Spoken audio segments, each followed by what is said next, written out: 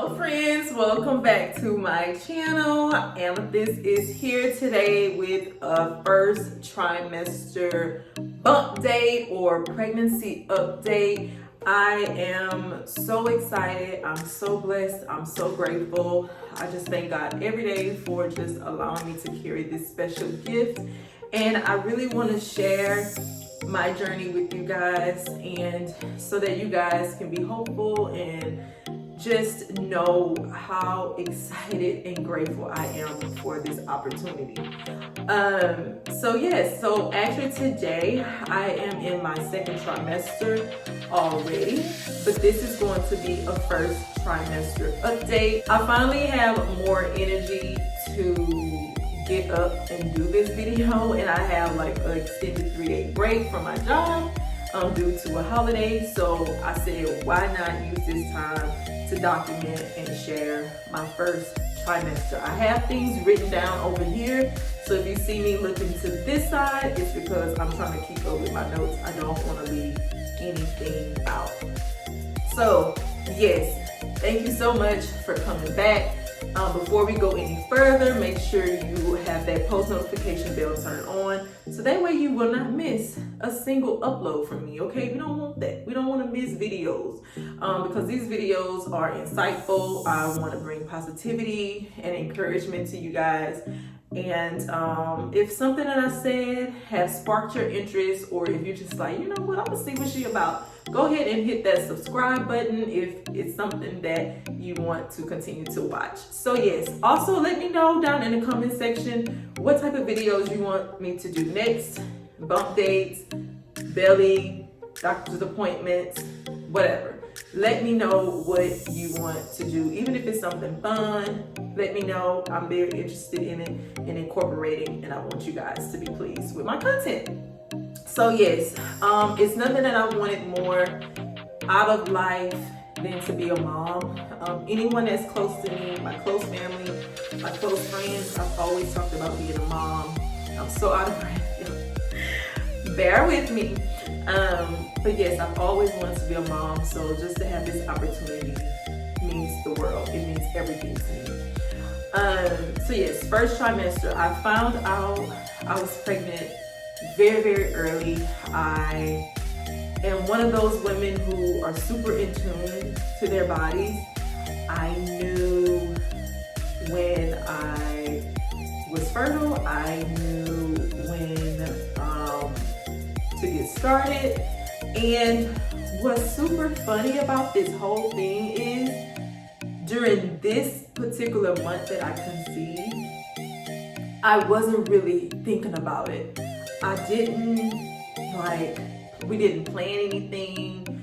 I knew around the time, but it wasn't like I was stressed over. That's the right word. I wasn't stressed over, it has to be this time, it needs to be now, it is right now, you know, stressing out. And before now, I used to hear other people who conceived, and they'll be like, oh, it was during a month that we just were relaxed, we were on vacation, I was just taking like a little break, and it happened. And I really do believe the best things in life comes when you're at ease, when you're relaxing, when you're chilling out, you're not uptight, you're not tense, and you're not stressed. I was on break from school. I mean, we were just kicking it. We were doing so many like fun holiday things, like light shows, and just literally enjoying each other's company, my maid and I, and boom. So, and God just sent out a miracle, a blessing that I am forever grateful about. I love this baby so much. And yes, so once again, I found out very, very early, 3 weeks and probably like 3 weeks to be honest. I was having like some achiness, a lot of gas.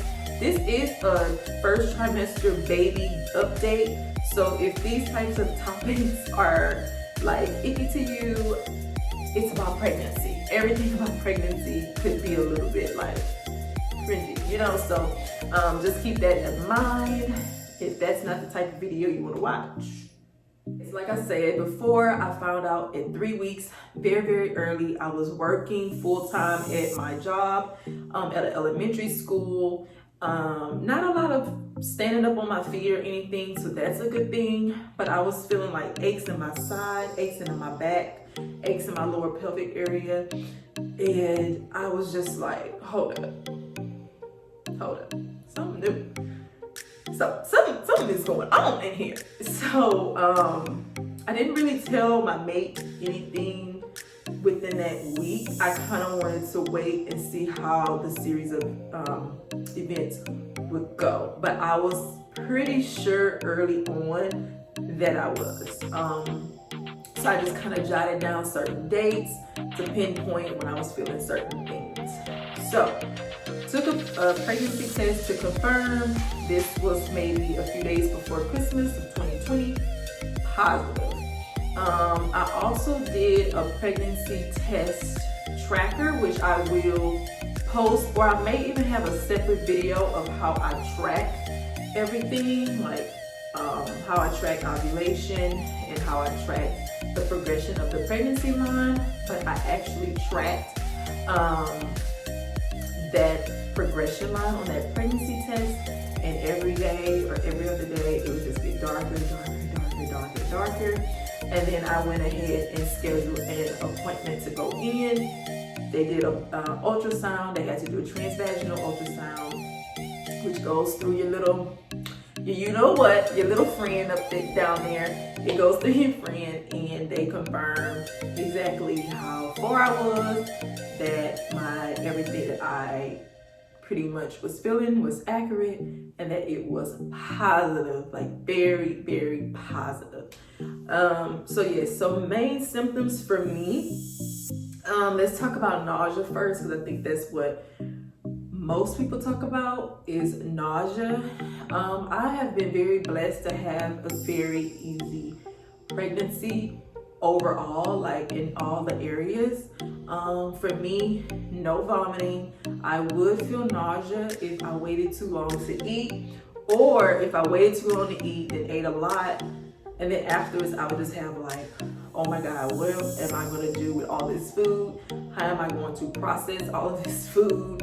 And I would feel a form of nausea at that moment. But maybe about an hour, kind of walk around, let it digest, let it go down, and I would be fine. So that was kind of like my thing with nausea. And even up until now, which I will have a second trimester update, it's still the same. No increase of nausea or decrease. Is more or less just waiting too long to get that food, and then overeating. It's like, because it's not as much space there, okay? It's not as much space. Next, aches, crampiness in your back. My back, for some reason, would just be like achy. I heard that is a positive sign. That just means that your uterus is stretching and everything is just accommodating the growing baby, your growing bundle of joy. So I was having a lot of that in the first trimester, even still going into being well off into the second trimester. You will still feel those aches. You know, now I just think it's like aches from just like the heaviness. But yeah, so that is a completely normal thing, and that was definitely one of my symptoms. Fatigue, guys, super fatigue, always fatigue. At work, I would get there, I would be fine, like riding high, like, oh my God, I feel like amazing, I'm feeling rejuvenated, rested. I would eat lunch around 11, 12. After that, crash. Like, I would be so tired. Like, it's been times I've fallen asleep at the front desk, and I worked at the front desk of my school, and I would just completely fall asleep. And the way my campus is, it's glass, guys. It's glass all around. So like when the kids are walking by, they can see you. If the administration is walking by, if teachers are walking by, they can see you. And I know some people have had my back because they didn't tell on me, but I know for sure it's moments that I have completely fallen asleep while on my job. So thank God. One child came in on me one time, and they were like a little one, maybe like first grade or second grade. And I kind of like woke up like, oh my God, I fell asleep. And I was like, keep that between me and you. But yeah, so fatigue is real. Even in the second trimester, I feel like it's picked up even more. But yes, first trimester fatigue definitely going towards like the 10th through the 12th week. Next thing, nose bleeds. All throughout my life up until now, I've never experienced nosebleeds. I would hear like my friends at school, sometimes they would have to go to the nurse. Like some of my cousins like always had like nosebleeds and would wake up with nosebleeds. I never did. I would have like a little stuffiness. Like today I'm a little bit stuffy, but only the right nostril has the nosebleed for me. It's the right nose for me. I don't know if that's because I sleep on my left side. I really don't know what, but the left side, I mean the right, I don't know why, but the right side for me is the side that has the most nosebleeds. And it's not like it's just pouring out, but like if I feel like a little stuffy and I just go to blow, it's only on the right side. Or like if I put the tissue in, it's only on the right side. The left side is always super clear. Right side has like little strings, and I'm like, this is so weird, but it's funny. And I just wrote it down like right side nosebleed. They say that nosebleeds is due to the heavier blood volume that's circulated throughout your body and for the baby. So there we go. Next is sleep. That's something that's very, very important. They always say get enough sleep, get your sleeping, get your rest, make sure you're fully rested and rejuvenated. I have experienced peaceful sleep, guys. I did get a pregnancy pillow like literally 6 weeks, 7 weeks in. I was just like, I need some sleep, okay? And thank God I have been able to sleep like a baby, literally. Baby and I sleep so good. I have the large U-shaped pillow. I will try to post it down in the description box. The one that I have, it is from Amazon. Works perfect. I use that. I sleep on my left side because that's the side that they say, you know, you need to have the oxygen, and your heart is on your left side, and it helps with blood flow and circulation and all of that to the baby. So I always sleep on my left side, and the pregnancy pillow just gives me that extra cushion.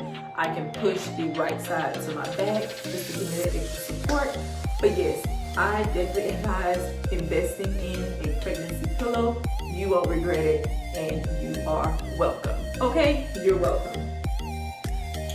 And one of the next things, and I would just say kind of like one of the final things, just to sum up my personal symptoms for the first trimester, is extreme hunger.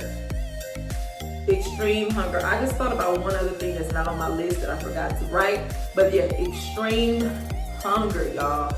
Like I can go from 0 to 100 real quick, like Drake say, 0 to 100 real quick. And I have to eat immediately. And I joke around when I tell my mom and I tell my mate, I'm ravenous. Like I'm ravenous. It's no other word to describe it but like hangry and ravenous. Like I'm like an animal when it comes to eating, and when it comes to I haven't eaten, I need to eat. Like I have to eat. It can't be like in 1 hour. I have to eat immediately when I start to feel it. If not, the nausea is going to set in. And then once I eat, I want to go to sleep. It's after my breakfast meal, I want to sleep after lunch, and I want to sleep after dinner. I don't know if it's just like digestion, you know, is working a little bit harder and I just want to sleep, or if it's just general fatigue. Always want to sleep. So one more thing that I actually didn't have on the list is random rash. Like I have like, well, it's clearing up now, but it was right on my right knee, just like a random patch of itchy skin. And my butt, I just kept scratching and scratching and scratching, And I'm like, why is it just right here? It wasn't on the other side. It never spread. And even in the second trimester, it's moved to a different body part of dry patch of skin and itchiness, but it cleared up on the knee. So weird. Oh, and my skin. Speaking of that, very itchy, very dry, breaking out more or less in this quadrant, the lower half quadrant. So yes, so that's a lot of fun. But I kind of put that on me not using the products that I was using pre-pregnancy. I cut out all of those products and I only use my Cetaphil soap and simple moisturizer. That's it. I don't use any face masks with my sulfur products in there or anything like that, just to be on the safe side. And I stopped that like in the first trimester, like very, very, very early in the first trimester. So yes, so I chalked that up to probably a little bit of the hormones, as well as not using my same skincare, and also eating more like foods that I didn't normally eat. Also, food cravings. Haven't had too many crazy ones, but I wanted dairy, meats, like give me steak. I can eat steak every day. Give me seafood, like fish and shrimp. Give me, I don't want salmon. Don't even cook salmon. I don't want to look at salmon. I don't want to smell salmon. Or broccoli. I don't want to smell it. I don't want to look at it. Anybody that's eating it, it's just disgusting. And mind you, these are some of my favorite foods. So I do naturally like those foods. But right now, don't give it to me. Even in the second trimester, don't give it to me. Instead, give me meats, plenty of proteins, dairy, give me a lot of cereal and milk, as well as ice, cold, anything. Ices. That's me. My middle name is Icy. Like Amethyst, Icy. Just that's me. That's me. Give me ice. Icy, juicy ice.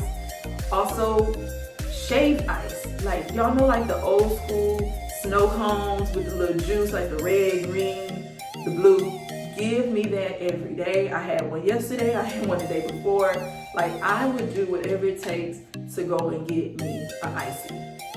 So those are like my fun cravings. So nothing like too crazy, like pickles with icing or something like that. No, but just icy cold things. And what's funny is I'm normally a room temperature type of girl. I always like my water's room temperature. Don't really like ice at all. But recently, first trimester, and it's leading all the way to the second trimester, I think it's just gonna be like one of my things.